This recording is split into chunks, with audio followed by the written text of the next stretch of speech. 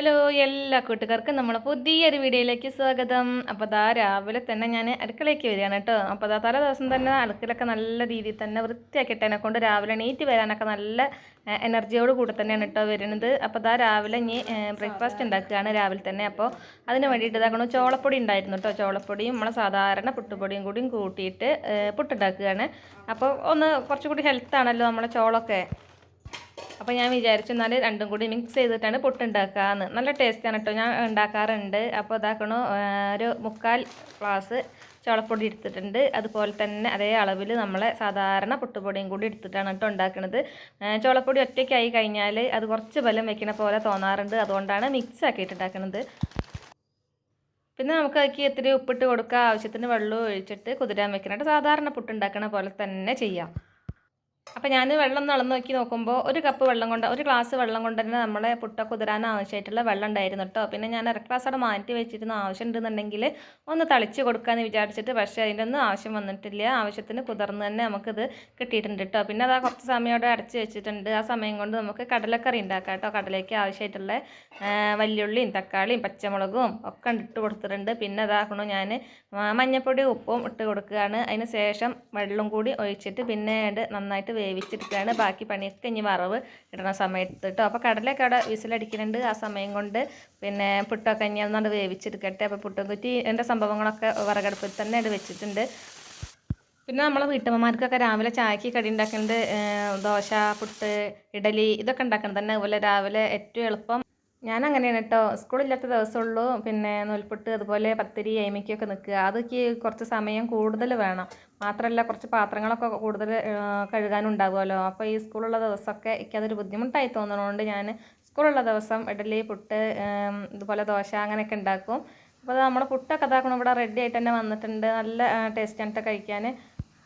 പിന്നെ ഈ ചോളപ്പൊടി കൂട്ടുകാർക്ക് അറിയില്ല വെച്ചെങ്കിൽ നമ്മൾ പണ്ട് ബാലവാടിയിലൊക്കെ ഉണ്ടായിരുന്നു കേട്ടോ ഈ പൊടി. അപ്പോൾ ആ കഴിക്കുന്ന സമയത്ത് ആ ബാലവാടിയിട്ട് ആ ഒരു നെസ്റ്റ് വന്നു കേട്ടോ.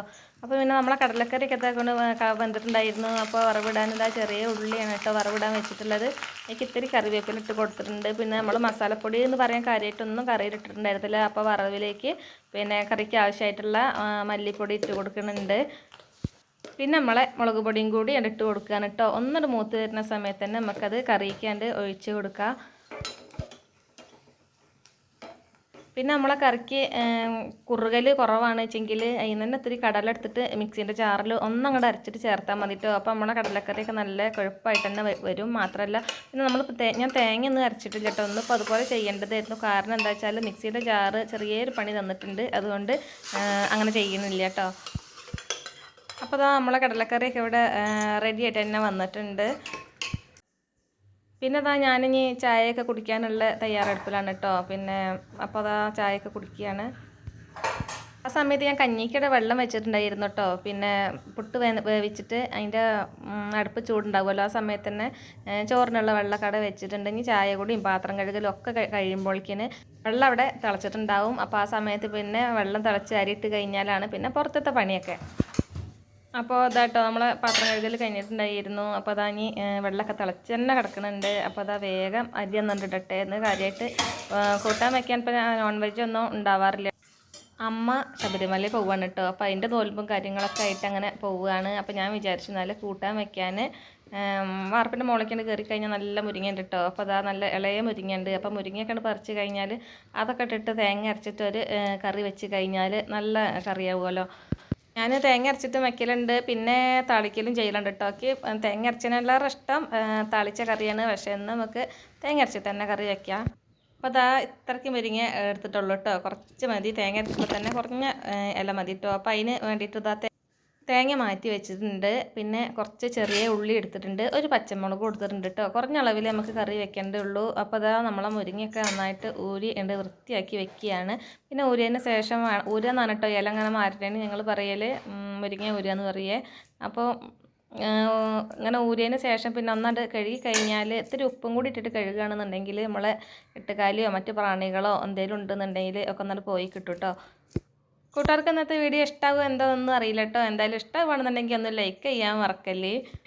അപ്പം തന്നെ നമ്മളെ മുരിങ്ങയിലൊക്കെ നന്നായിട്ടൊന്നാണ്ട് കഴുകി വാരി എടുക്കുകയാണ് കേട്ടോ. പിന്നെ ഞാനിന്ന് കറി വെക്കുന്നതിൽ പരിപ്പൊന്നും ഇടണില്ല, വെറുതെ മുരിങ്ങ മാത്രം ഇട്ടിട്ട് ഒന്നാണ്ട് തേങ്ങ അരച്ചിട്ടാണ് കേട്ടോ വെക്കുന്നത്. അപ്പോൾ നമ്മളെ മുരിങ്ങ കറി വയ്ക്കാൻ വേണ്ടിയിട്ട് ചീനച്ചട്ടി ഒരടുപ്പത്ത് വെച്ചിട്ടുണ്ട്. അതിലേക്ക് ആവശ്യത്തിനുള്ള വെളിച്ചെണ്ണ ഒഴിച്ച് കൊടുക്കുകയാണ്. ചെറിയ ഉള്ളിയും കൂടി ഇട്ടിട്ട് ഒന്നങ്ങട് മൂപ്പിക്കുന്നുണ്ട്. പിന്നെ നമ്മളെ ഉള്ളിയൊക്കെ നന്നായിട്ട് മൂത്ത് വരുന്ന സമയത്ത് തന്നെ ഒരു പച്ചമുളക് ഇട്ട് കൊടുക്കുന്നുണ്ട്. അത്യാവശ്യം നല്ല എരിവുള്ള പച്ചമുളക് ആയതുകൊണ്ട് ഒരു മുളക് തന്നെ ഇട്ട് കൊടുക്കുന്നുള്ളൂ. പിന്നെ കാന്താരി മുളകൊക്കെ ഉണ്ടെന്നുണ്ടെങ്കിൽ അടിപൊളിയാണ് കേട്ടോ. അപ്പോൾ അതില്ലാത്തതിനെ കൊണ്ടാണ് പച്ചമുളക് ഇട്ടത്. പിന്നെ അതിലേക്ക് ഒരു കുറച്ച് മഞ്ഞൾപ്പൊടിയും കൂടി ഇട്ട് കൊടുക്കുന്നുണ്ട്. പിന്നെ അത് നമ്മൾ എടുത്ത് വെച്ചിട്ടുണ്ടായിരുന്ന മുരിങ്ങയും കൂടി ഇട്ട് കൊടുക്കുകയാണ് കേട്ടോ. മുരിങ്ങയൊക്കെ ഇട്ട് കൊടുത്തിട്ട് ഒന്നങ്ങോട്ട് വാടി വരുന്ന സമയത്ത് നമ്മൾ അരച്ച് വെച്ചിട്ടുണ്ടായിരുന്ന തേങ്ങയും കൂടി ഇട്ട് കൊടുക്കാൻ കേട്ടോ. മുരിങ്ങേൻ്റെ വേവൊക്കെ ഏകദേശം ഇങ്ങനെ നമ്മൾ എണ്ണയിലിട്ട് വഴറ്റിയിട്ട് തന്നെ അങ്ങോട്ട് ചെയ്യണം. പിന്നെ തേങ്ങ ഇട്ടിട്ട് കഴിഞ്ഞിട്ട് പിന്നെ വല്ലാതെ തിളയ്ക്കാനൊന്നും പറ്റില്ല കേട്ടോ. അപ്പോൾ കുറച്ച് ഉപ്പൊക്കെ ഇട്ടിട്ട് നന്നായിട്ട് തന്നെ അത് വാട്ടിയെടുത്ത് കഴിഞ്ഞാൽ തന്നെ പിന്നെ ഇളയ മുരിങ്ങയായിരുന്നു.